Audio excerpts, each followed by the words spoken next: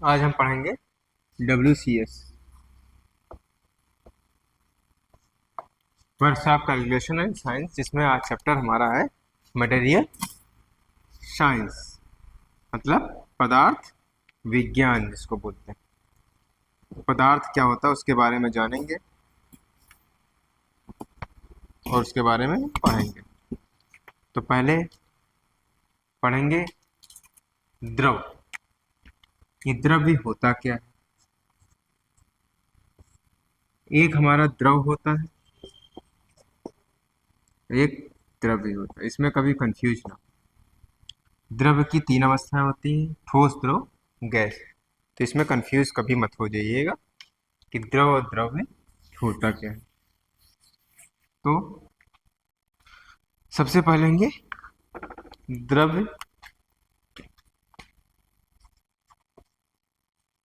तीन अवस्थाएं होती हैं जिसकी।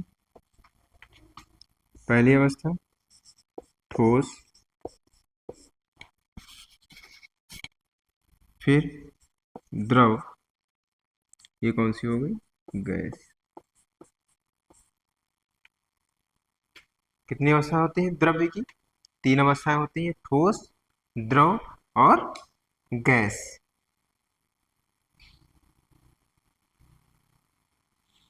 द्रव्य होता क्या है? कोई भी चीज या वस्तु जिसका द्रव्यमान हो तथा जो स्थायी घेरती हो उसे द्रव्य कहते हैं। मतलब द्रव्य होता क्या है? जिसका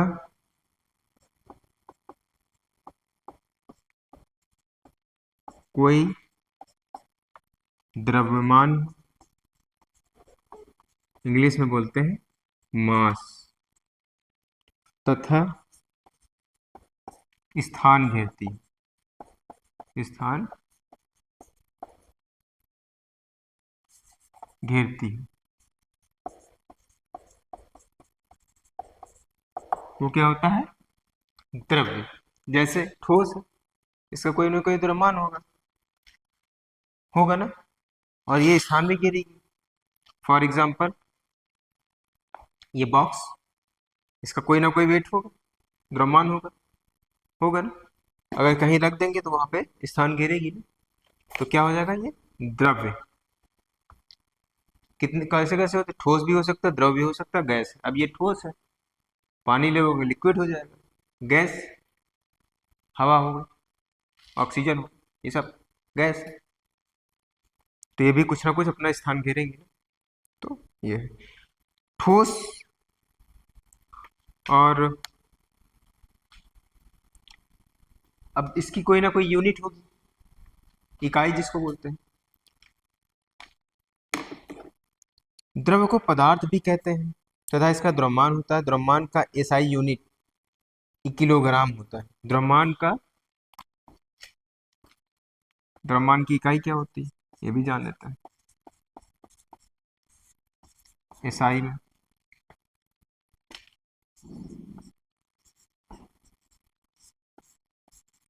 किलोग्राम।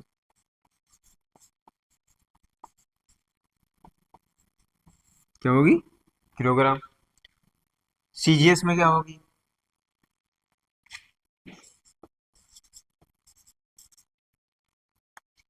सीजीएस में क्या हो जाएगा? ग्राम हो जाएगा। सेंटीमीटर, ग्राम, सेकंड होता है, तो क्या हो जाएगा? ग्राम हो जाएगी। तो दोनों मात्रक मालूम है। अगर द्रव्यमान का इकाई पूछता है एसआई में तो किलोग्राम हो जाएगा, सीजीएस में पूछता है तो क्या हो जाएगा? ग्राम हो जाएगा। अब ठोस, द्रव, गैस, इसके इकाइयां हैं, उसके बारे में हम पढ़ते हैं। सबसे पहले ठोस क्या होता है?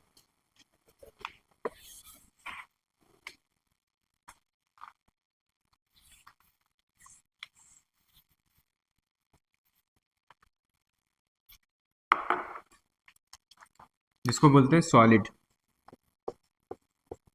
इंग्लिश में सॉलिड। होता क्या है? अणुओं से, छोटे छोटे अणुओं से मिलकर बनता है ठोस। जहां पे जिनके अणु एकदम पास पास हो, बहुत नजदीक हो, कैसे पदार्थ हो जाएंगे? ठोस हो जाएंगे। जैसे फॉर एग्जांपल ये सब अणु एकदम पास पास है, तो क्या हो गया? ये ठोस हो गया। जैसे लोहा कैसी धातु है? ठोस है। पत्थर कैसा है? ठोस है। लकड़ी कैसी है? ठोस है। अगर पूछे दूसरा क्या है? द्रव। द्रव को कैसे पहचानेंगे? इसमें इनके अणु थोड़ा दूर दूर होंगे, थोड़ा ठोस की अपेक्षा दूर दूर होंगे। ये कैसे हो जाएंगे? द्रव। द्रव को पहचानेंगे कैसे? पानी, तेल आदि, ये सब क्या है? द्रव है। शरबत, ये सब क्या है? द्रव। फिर गैस।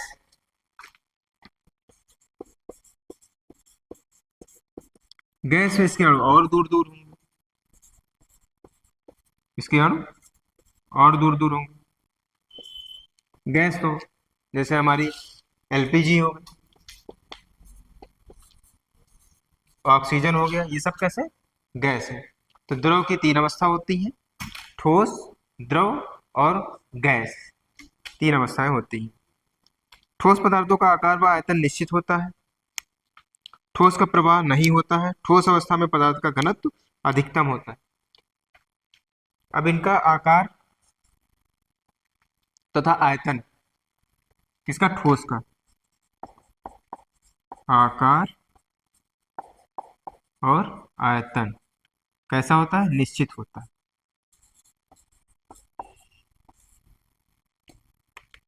ठोस का आकार और आयतन निश्चित होता है तथा इनका घनत्व क्या होता है? अधिकतम होता है। तथा इनका घनत्व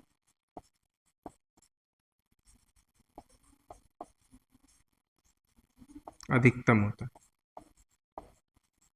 किसका? ठोस का। पूछ लेगा ठोस का आकार या आयतन निश्चित होता है कि अनिश्चित होता है, तो आप क्या कहेंगे? ठोस का आकार आयतन निश्चित होता है तथा इसका घनत्व भी। जब देखो ठोस है, आकार आयतन दोनों निश्चित है, बाहर घनत्व भी ज्यादा होगा। फिर द्रव में क्या होता है? इसका आकार तो निश्चित होता है लेकिन आयतन निश्चित नहीं होता है। ऐसा कुछ है क्या?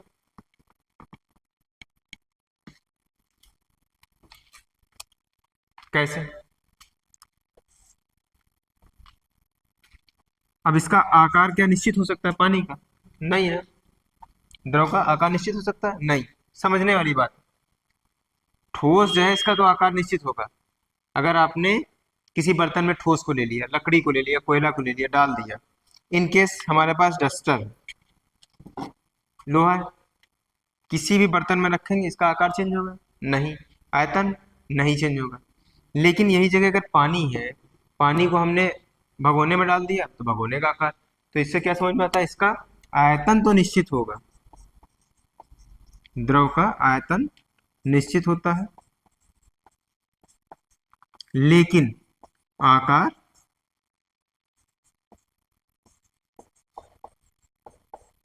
निश्चित नहीं होता है।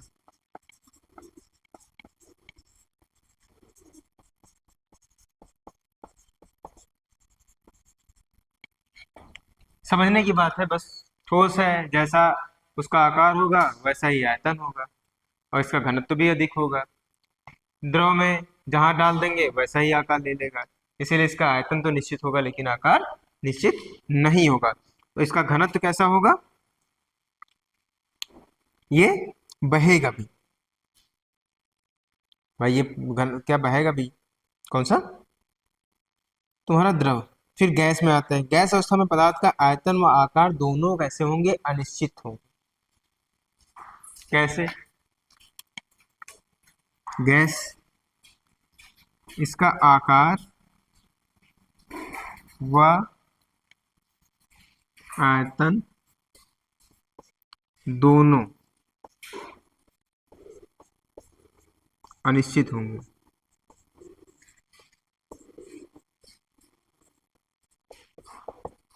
अनिश्चित होंगे।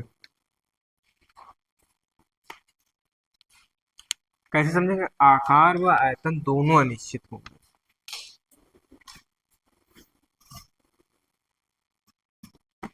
कैसे? समझ में नहीं आ रहा होगा ना? कैसे कह सकते हैं इसका आकार और आयतन दोनों अनिश्चित होंगे? फॉर एग्जाम्पल हम एक बॉल ले लेते हैं। बॉल, उसमें हवा भरी है, उसमें हवा भरी है। अगर उसकी हवा निकाल दें तो उसका आकार बदल जाएगा। जाहिर सी बात है, उसका आकार बदल जाएगा। तो इसीलिए ये क्या है? आकार इसका निश्चित है, आयतन भी अनिश्चित है। वेट उतना ही रहेगा, रहेगा ना। इसीलिए गैस जो होती है उसका आकार व आयतन दोनों ही अनिश्चित होते हैं। जैसे वायु, कार्बन डाइऑक्साइड, क्लोरीन, मीथेन आदि आते हैं इसमें। फिर द्रव का वर्गीकरण कणों के संगठन के आधार पर। दूसरा पॉइंट क्या है?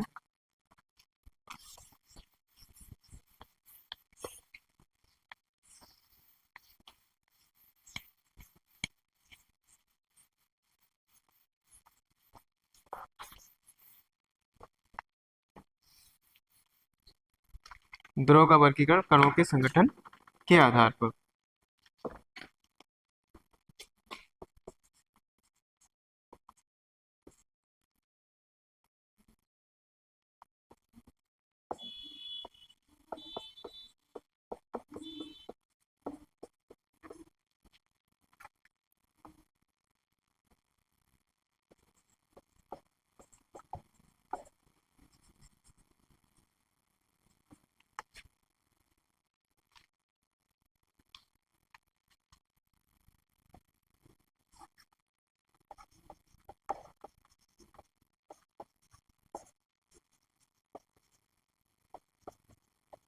आधार,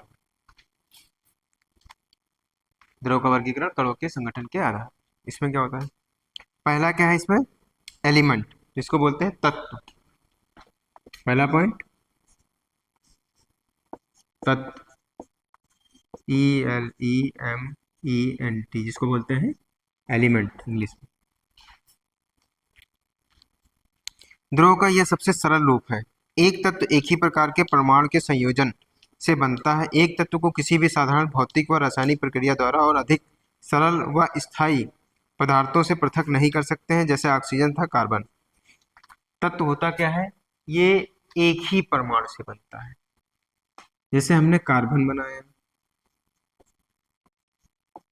ऑक्सीजन ले लिया।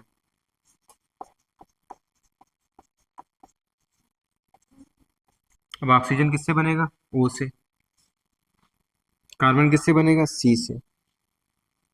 तो इसके परमाणु कैसे हैं? एक ही है ना। कार्बन का C, ऑक्सीजन का O। इसके लिए अलग परमाणु की जरूरत नहीं पड़ी। इसीलिए तत्व क्या होता है? इस परिभाषा इसकी, द्रव्यों का वह सबसे सरल रूप, एक तत्व एक ही प्रकार के परमाणु के संयोजन से बनेगा। कार्बन बनेगा तो कार्बन से ही बनेगा, ऑक्सीजन बनेगा ऑक्सीजन के परमाणु से ही बनेगा, और किसी अन्य तत्व से मिलकर नहीं बनेगा। इसीलिए इसको तत्व बोलते हैं। ठीक है, जैसे ऑक्सीजन, तांबा, कार्बन आदि। फिर यौगिक। यौगिक नंबर 2, यौगिक, जिसको बोलते हैं कंपाउंड।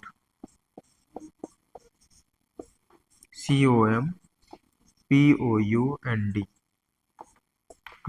कंपाउंड। जब दो या दो से अधिक तत्व, यौगिक मतलब जोड़ना, यौगिक मतलब होता है जोड़ना। इसमें क्या होगा? इसमें एक ही तत्व,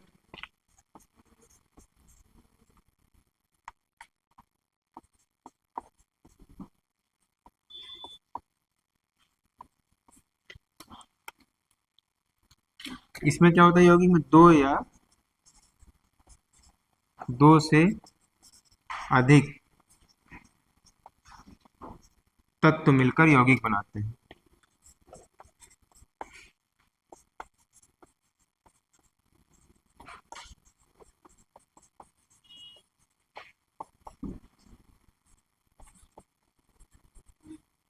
पहचान जाएंगे, पहचानने का तरीका भी है।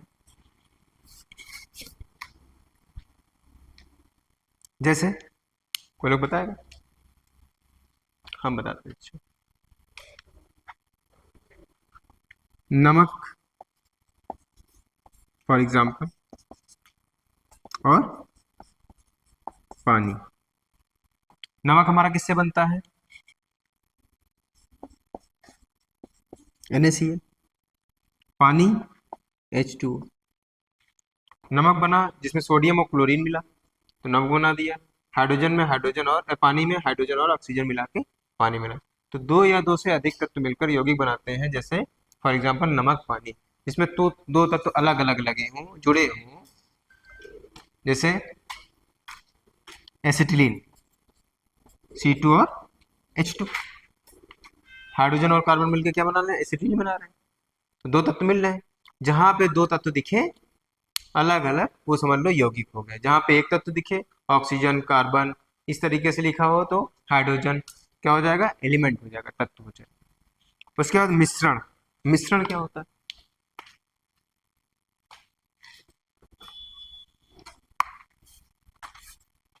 एक बार डिफिनेशन पढ़ते हैं यौगिक की।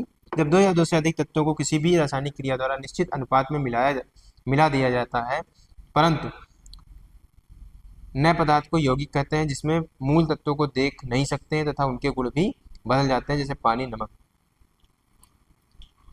लेकिन एक चीज यौगिक में याद रखना, निश्चित अनुपात में मिलाया जाता है। इसमें किसी भी तत्व को मिलाएंगे, किस पे मिलाएंगे? निश्चित अनुपात पे। ये ध्यान देने की बात है, कभी पूछ लेगा कि यौगिक में निश्चित अनुपात में मिलाते हैं। जब हम तत्व मिलाते हैं तो उनका अनुपात निश्चित होता है या अनिश्चित? तो यौगिक में हमेशा याद रखना, उनका अनुपात भी निश्चित होता है, ना कि अनिश्चित होता है। मिश्रण में अनिश्चित हो जाएगा, मिश्रण में अनिश्चित हो जाएगा। अभी मिश्रण के बारे में बताते हैं। तीसरा पॉइंट इसमें क्या है? मिश्रण।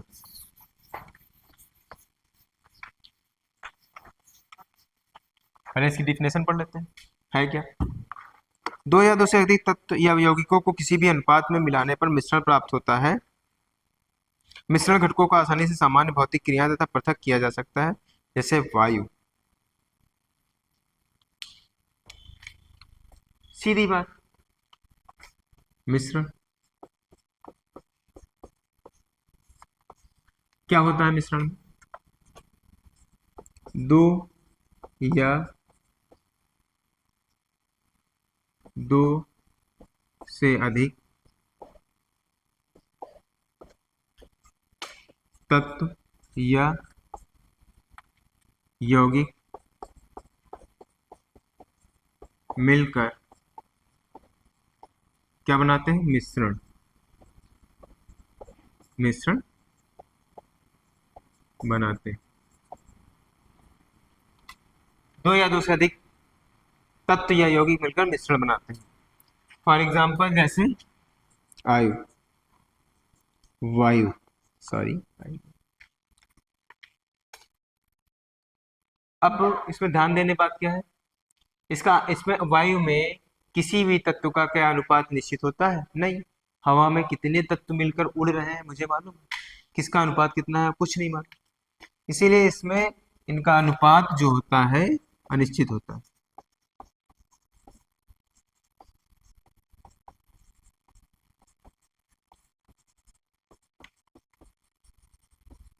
जो भी तत्व बनाएंगे उसके अनुपात जो है वो अनिश्चित होते हैं, ना कि निश्चित होते हैं। तो ये ध्यान देने योग्य बात है। फिर तत्वों का वर्गीकरण, क्लासिफिकेशन ऑफ एलिमेंट। अब तत्वों का वर्गीकरण पढ़ेंगे। तत्वों का वर्गीकरण क्या होता है?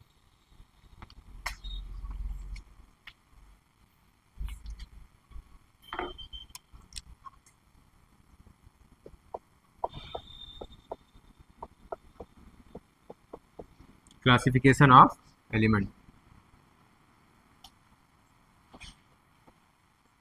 वर्गीकरण, तत्वों का वर्गीकरण क्या है इसमें? धातु,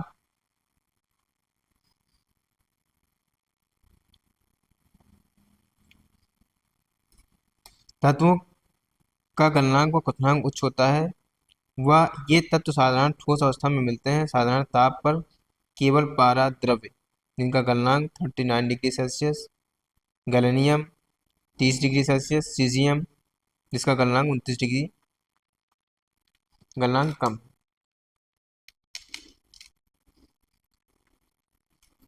तत्वों का वर्गीकरण में होता है, मेटल्स आते हैं मतलब धातु आती है,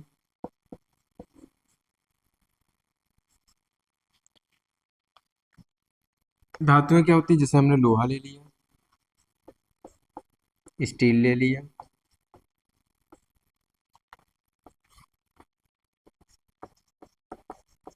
टंगस्टन हो गया,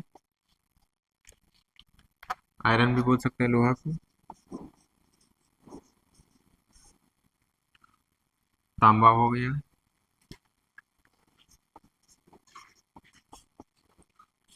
और हमारा एल्यूमिनियम हो गया।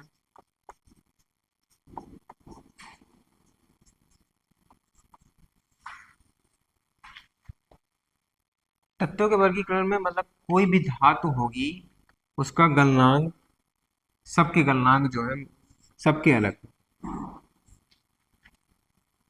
सबके मेल्टिंग पॉइंट अलग। जैसे इसका होता है 6-5 में, ये मेल्ट हो जाएगी। जैसे टंगस्टन का होता है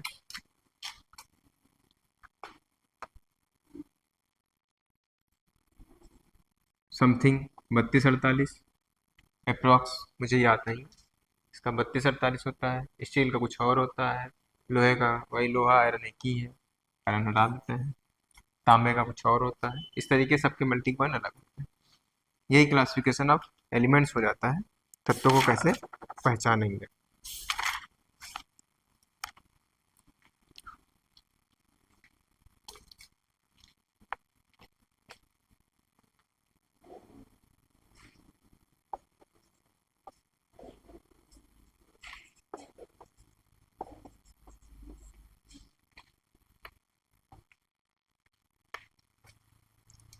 धातु कितनी प्रकार, तत्व कितने प्रकार के होते हैं? दो, धातु और अधातु। जिसमें चुंबकीय गुण हो,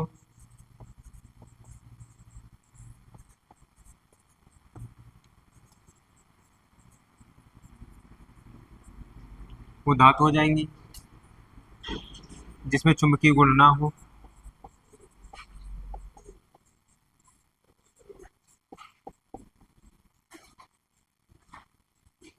नहीं होता है, वो क्या हो जाएंगी? अधातु।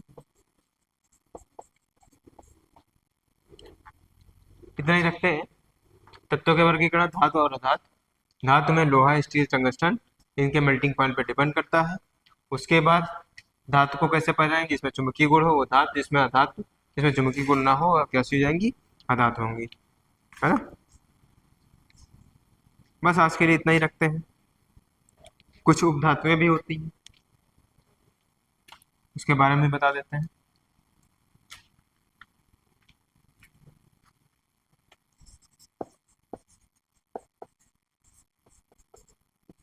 उपधातु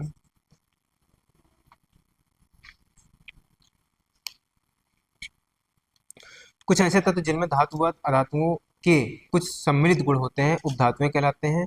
जैसे boron, silicon, germanium, arsenic, antimony, tellurium उपधातुएं हैं। कौन कौन सी हैं ये नोट कर लो, उपधातु में पूछ लेगा। आप तो ये तो समझ जाएंगे धातु अधातु में, लेकिन उपधातु में कंफ्यूज हो जाएंगे। जिसमें दोनों गुण मौजूद होते हैं वो उपधातुएं हो जाती हैं। कौन कौन सी हैं? Germanium, arsenic,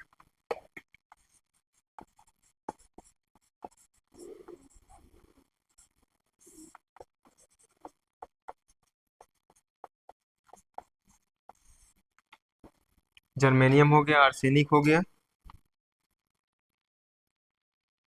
antimony, silicon, boron,